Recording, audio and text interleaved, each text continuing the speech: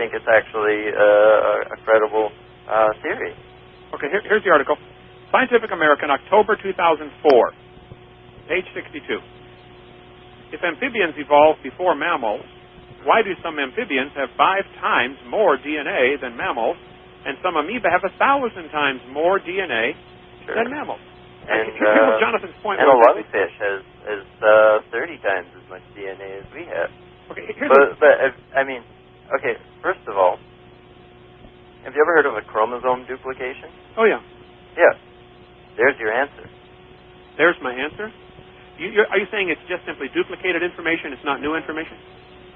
That's what you're implying. Why couldn't it be duplicated information? And why isn't that new information? A polyploidy? That's not new information.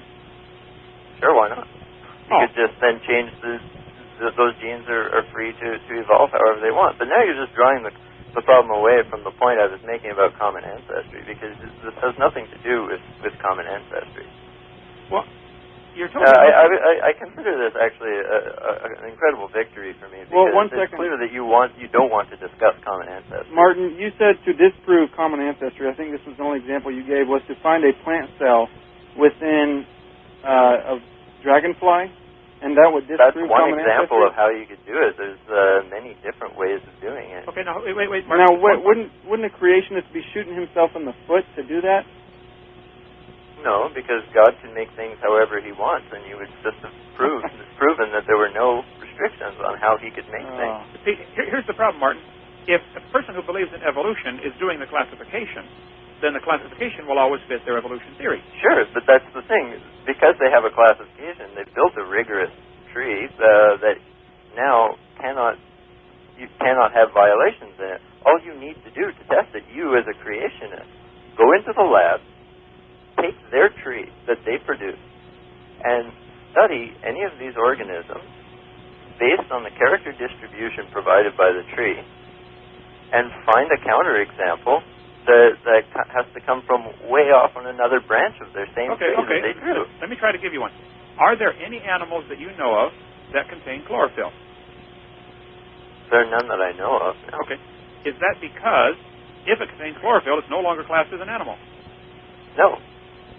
I've actually got tomatoes. No, see, that's exactly where you missed the point. I've got tomatoes and lettuce in my plant right now, so that's plant cells within. Jonathan has chlorophyll in him right now. He had lettuce earlier. Okay. Yeah, okay. That disproves common ancestry. This is not about similarity.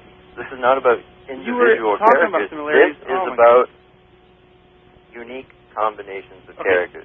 Chlorophyll and a cell wall in a dragonfly would not ended up classified as a plant. It would be classified as, what the heck is this? Okay. I mean, that would be a violation of the nested test. That's a perfect example of how to test it. Okay, hang on, Martin. You're totally missing Jonathan's point. He asked you earlier, how would you falsify your evolution theory? You've told us 20 ways you would prove it. How would you falsify the evolution theory? I just explained how you would falsify it. Find a pine cone growing out of somebody's head. Find a pine cone in somebody's head. That would prove that humans and trees are not related. Are there any plants that move? No, actually, that's a very good example, showing a human growing a pine cone out of its head would be something that evolution could not explain, because... Oh, come on. No, because pine cones belong to pine trees, which are a separate clade that all belong to a separate common ancestor, and that this feature, pine cones, is a unique attribute which defines that group. That would not disprove it. That would simply, if anything, modify the evolutionary theory. You clearly don't understand the basic premises upon which the theory of common ancestry is based. You would never think that. Okay. It's built. The theory of common ancestry is built on the assumption that evolution is true, and therefore it's not. No, it's not actually. It's built on the assumption of actually a very strongly supported mathematical assumption that nested hierarchies are generated by branching processes. Okay, we got to close in 2 minutes. Let me just ask you one final question here. And I ask this to everybody that believes in evolution, if I get an opportunity to ask them.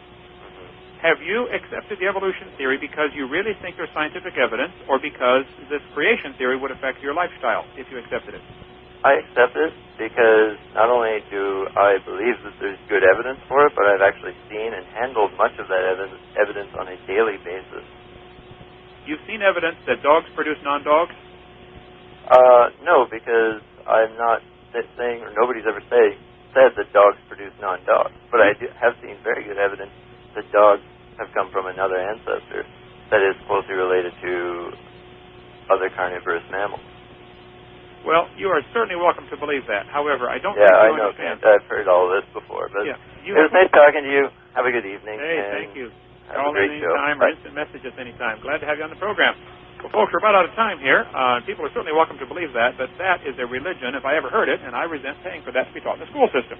So that's our stand here, and we are not government-funded, and we take the position that somebody wants to believe the dragonfly and a platypus have a common ancestor. That's wonderful. I don't want to pay for that to be taught in the school. That violates common sense and violates observations. We see dogs produce dogs, no exceptions that I'm aware of. I didn't quite understand. See, he went through and he was showing different properties that different organisms share. See, a dragonfly and a platypus are both bilaterally symmetrical, and therefore they have a common ancestor. But what about, the different nautiloids and stuff like this? They're not bilaterally symmetrical. These nautiloids aren't.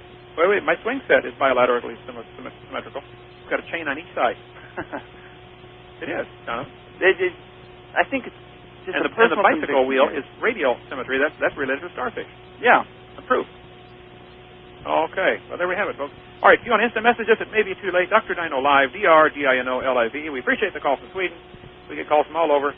I still have to disagree, and I think never seen an exception to 2 Peter chapter 3.